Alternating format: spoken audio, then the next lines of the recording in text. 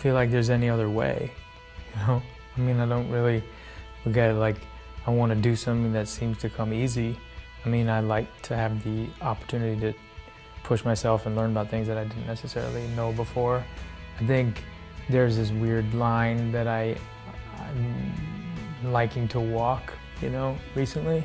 Trying to kind of merge some life lessons into my work, trying to have experiences that will affect me in my life as well as in, like, on the job. And I've just noticed that through a certain amount of preparation, I've just learned so much, and it's changed my life. I think there's a way in which, and I don't mean to be provocative, or maybe I do, I don't know. There's a way in which I think Hollywood tends to create a convention. I think that can be really misleading for an audience sometimes. Masculinity, a convention around love, a convention around romance. To me, it's like about what you really love. Like, the men that I respect are the ones who are just really love what they love, whatever that is, and love it strong, you know? I mean, and so that's what I think actually Southpaw is about. You know, there's a guy who loves his daughter, loves his wife, couldn't live without her, and loses her.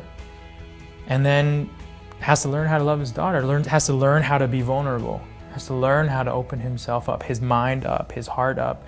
And that's the only way that he can get his life back and regain any sense of self. That he can fight as hard as he can and beat as many people up as he wants with his hands, but that ultimately is not going to get anybody back. A lot of things in my life sometimes that I hope for and I want to become. The easy part would be learning how to box. The hard part, I think, harder part is becoming a father. But I think those types of things those two things were things that seduced me into the role. The other thing is, I just think to say, it's like to a younger group of actors, is just like really try and trust yourself, because ultimately, like, the long run is so much, in the long run, it's so much better to just do what you really care about and find out what that actually is, as opposed to listening to a whole group of people telling you what that might be.